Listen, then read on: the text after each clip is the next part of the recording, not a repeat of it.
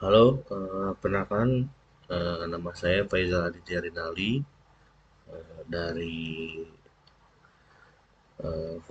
Fakultas PJJ Informatika, Unsia.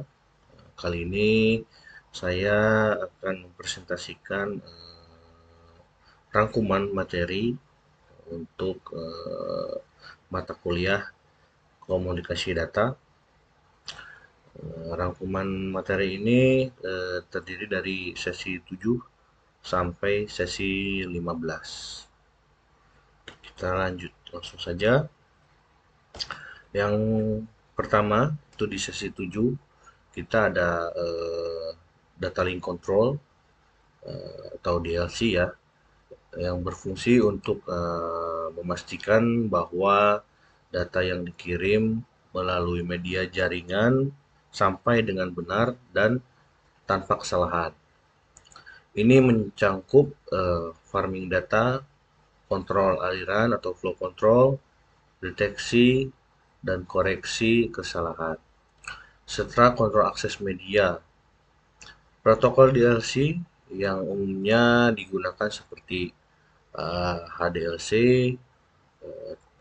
Triple P, dan Ethernet. Masing-masing berfungsi dalam pengelolaan komunikasi antara perangkat yang terhubung di jaringan lokal atau point to point.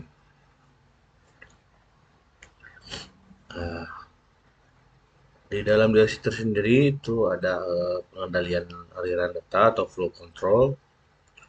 DLC mengatur kecepatan pengiriman data antar perangkat untuk memastikan penerima tidak dibanjiri oleh data yang datang terlalu cepat. Ini penting untuk menghindari kemacetan di jaringan dan memastikan data dapat diterima dengan baik. Adapun untuk flow control itu sendiri yaitu menjaga agar pengirim tidak membanjiri penerima, mencegah buffer atau overflow dengan mengatur waktu transmisi dan propagasi. Selanjutnya ada stop and wait. Nah, stop and wait ini pengirim menunggu ACK atau acknowledge dari sebelum mengirim acknowledge dari penerima sebelum mengirim frame selanjutnya. Sederhana, stop and wait ini sederhana tapi tidak efisien untuk frame kecil. Selanjutnya ada di data link control ini ada sliding window flow control. Pengirim bisa mengirim beberapa frame tanpa menunggu ACK. Receiver memiliki buffer dengan lebar tertentu. ACK bisa mencakup nomor frame berikutnya yang diharapkan. Selanjutnya ada error control menggunakan bit parity atau CRC atau cycling redundancy check untuk deteksi kesalahan. Jika terdapat kesalahan, frame akan dikirim ulang atau disingkat dengan ARQ. ARQ itu sendiri adalah automatic repeat request. Di dalamnya mencakup ada stop and wait, go back and dan selective reject. Teknik pengiriman ulang berdasarkan kondisi ACK atau timeout. Protokol HDLC atau High Level Data Link Control mendukung mode NRM, ABM, dan ARM. Format frame memiliki flag Address Control Information FCS menggunakan bit stuffing dan struktur control field. Selanjutnya di sesi 9 multiplexing atau teknik untuk menggabungkan beberapa sinyal dalam media transmisi. ada frekuensi division multiplexing atau FDM. Tiap sinyal dimodulasi pada frekuensi carrier yang berbeda, digunakan dalam siaran radio biasanya. Selanjutnya ada time division multiplexing atau TDM. TDM sendiri itu time slot diberikan ke setiap sinyal secara bergiliran. Ada synchronous dan statical TDM. Terus selanjutnya ada post stuffing and framing untuk sinkronisasi saat source memiliki clock berbeda. Di sesi 9 inspection ini juga menjelaskan tentang ADSL dan discrete multitone atau DMT. ADSL menggunakan twisted pair atau UTP ya. DMT membagi spektrum ke dalam subchannel 4 kHz. Selanjutnya di sesi 10 kita membahas tentang switching network atau pengalihan data antar node di dalam jaringan. Di dalam switching network sendiri itu ada circuit switching, itu jalur kalau circuit switching itu jalur komunikasi didedikasikan selama koneksi berlangsung, digunakan pada sistem telepon. Yang kedua ada packet switching. Paket switching yaitu data dipecah dalam paket kecil-kecil ya. Bisa digunakan datagram atau virtual circuit. Ini ada switching element. Switching element itu terdiri dari crossbar, multi-stage, dan time division switching. Dan selanjutnya ada routing dan signaling. Di sini ada routing ada dua jenis ya, ada routing statis dan dinamis.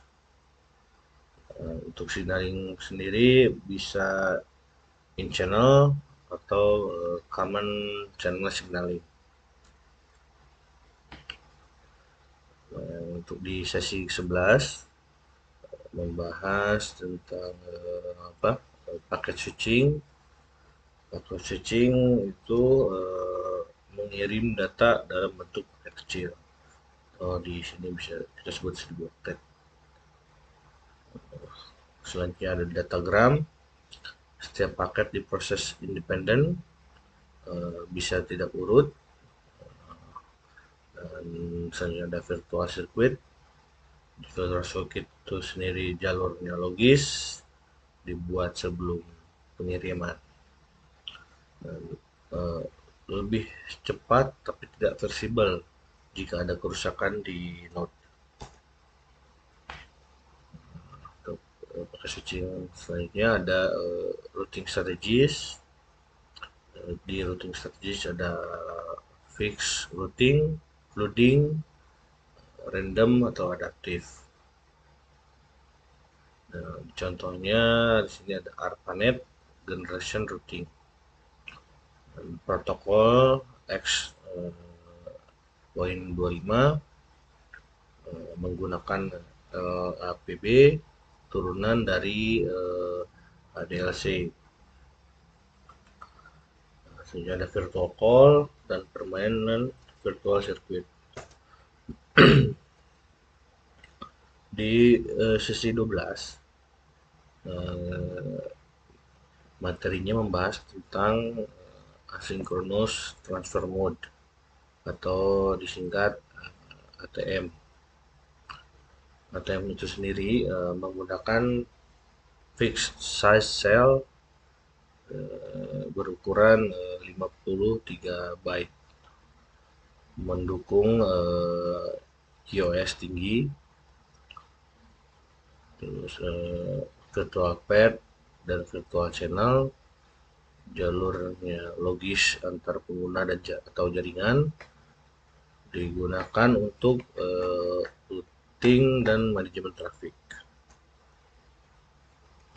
Nah, di ATM layers itu sendiri terdiri dari physical layer, ATM layer, atau ada lagi AAL, ATM adaptation layer. AAL itu sendiri menangani segmentasi dan reassembly. Yang selanjutnya ada service categories. Service categories di sini dibagi ada real time, CBR, RT VBR, atau ada selanjutnya ada non real time, non RT VBR, ABR, dan UBR. Dan di sesi ke-13 membahas tentang ATM dan frame relay. ATM itu sendiri atau ATM adaptation layer atau AL untuk komunikasi non natif ATM seperti IP PCM. Tipe-tipe AL yang pertama ada CBR, kedua VBR, yang 3/4, dan yang 5 adalah efficient transport. Frame relay alternatif X.25 lebih efisien. Tidak ada flow atau error control di layer 2. Sinyal kontrol dikirim lewat channel terpisah. Dan selanjutnya adalah kelebihan frame relay. Throughputnya tinggi, delay rendah, namun tidak cocok untuk link yang tidak stabil.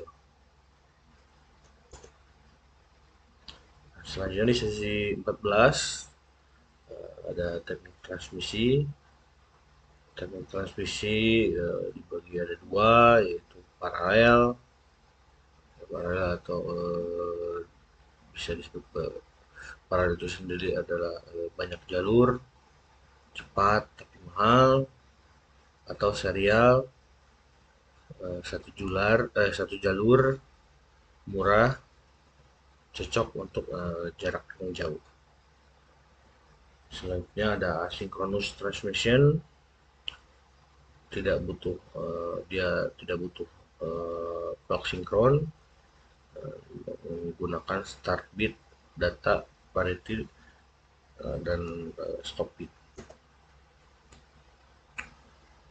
Yang selanjutnya ada synchronous transmission. Kalau sebelumnya kan asynchronous transmission, sekarang synchronous transmission menggunakan clock sinkron antara pengirim dan penerima. Terus dia lebih efisien untuk blok data besar, dan dia menggunakan preamble dan postable. Selanjutnya ada digital communication. Ya, kelebihannya ada error detection, encryption, dan kualitas yang tinggi. Kekurangannya butuh bandwidth besar dan harus sinkronisasi ya. Selanjutnya di sesi 12 kita membahas jaringan ad hoc. Itu di dalamnya ada review komunikasi data. Di sana ada jalur komunikasi yang terdiri dari kabel atau wire dan kabel atau wireless. Perangkatnya terdiri ada router, switch, modem atau access point. Eh, Selanjutnya membahas tentang mode transmisi. Mode transmisi ada simplex, single ya, half duplex, full duplex.